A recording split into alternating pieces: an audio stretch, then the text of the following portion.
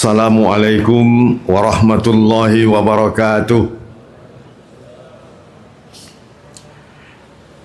Bismillah walhamdulillah wassalatu wassalamu ala rasulillah sallallahu alaihi wasallam wa ala alihi wa ashabihi wa mawala. Ashhadu an la ilaha illallah wahdah la syarikalah wa ashhadu anna Muhammadan abduhu wa rasuluhu la nabiyya ba'da. Amma ba'd. Jamaah subuh yang saya hormati, bapak-bapak, ibu-ibu, hadirin hadirat yang berbahagia, as-shaimina was-shaimat. Kita berserah diri dan bersyukur memuji Allah Subhanahu wa taala.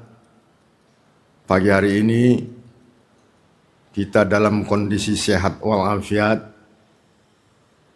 iman dan takwa kita alhamdulillah meningkat, kualitas Ramadan kita insya Allah tahun ini makin baik ketimbang tahun-tahun sebelumnya, karena memang itulah harapan setiap hamba Allah, makin baik dari masa-masa yang lalu.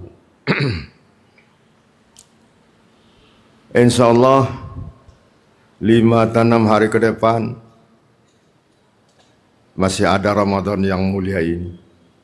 Sebagaimana kita tahu, syahrul Ramadan, syahrus syam, bulan Ramadan bulan berpuasanya orang mukmin, mengharapkan ridho Allah. Man shoma ramadhana imanan wahtisaban ghufira lahu ma taqaddama min dzambi.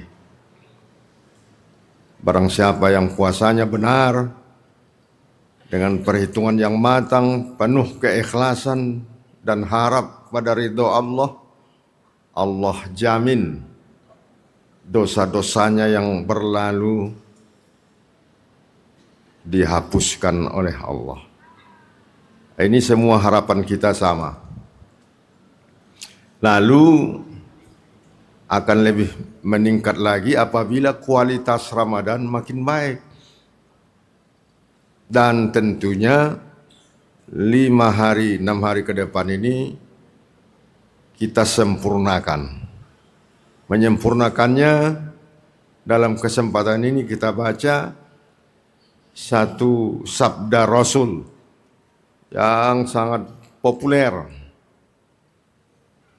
Kalau dulu setiap hari Ramadan harus diulang itu oleh para guru-guru supaya as-shaimin, as-shaimat, laki-laki yang berpuasa, perempuan yang berpuasa betul-betul melaksanakan dengan sebaik-baiknya. Mutu Ramadan dinilai dari hadis Nabi kita ini. Bunyinya seperti ini. Man lam yadak qauluz zur wal amala bihi wal ghibah wan namimah wal fitnah wan nadhara bis sahwat falaysa lillahi hajatan li siyamihi wa insamahu. Artinya, siapa-siapa saja yang tidak meninggalkan kata-kata dusta dan beramal dalam kedustaan, kepura-puraan, semacam pencitraan, ia beramal model pencitraan, lalu gibah membuka aib orang, namimah mengadu domba orang, membuat permasalahan di tengah masyarakat yang kompak, membuat fitnah, mengada-ngada suatu hal yang tidak ada, dan selalu memandang dalam keadaan syahwat, wan nadhara bis syahwat. 6 perkara ini kalau dilanggar, kalau dilakukan, falaisa lillahi hajatan li siyamihi. Allah tidak berhajat, Allah tidak berselera, tidak menginginkan puasa orang yang seperti ini. Walaupun ia menahan diri menahan makan dan minum.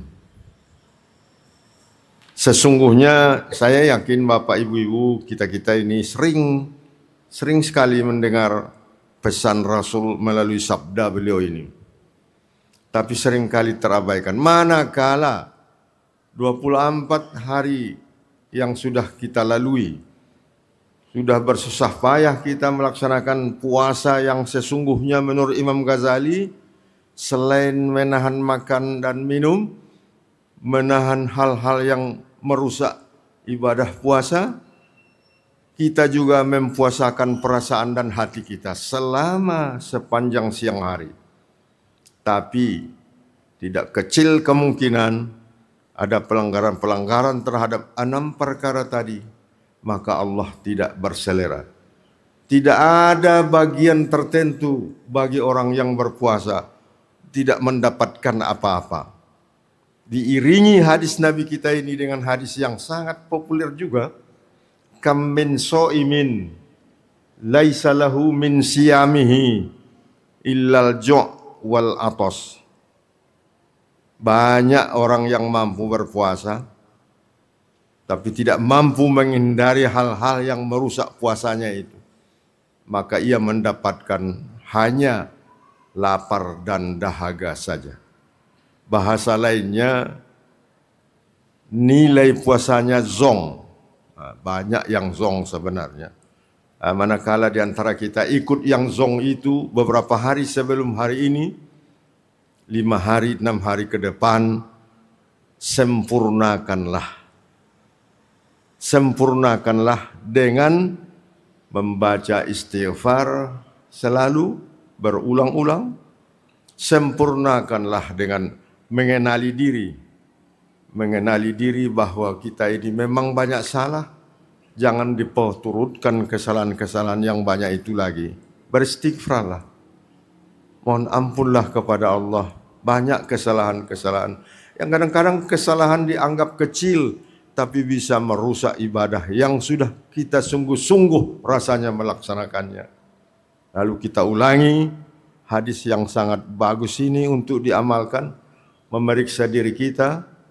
Man lam yadak qauluz zur, siapa yang tidak meninggalkan kata dusta, wal amala bihi, dan beramal dalam kedustaan, termasuk kepura-puraan, termasuk pencitraan.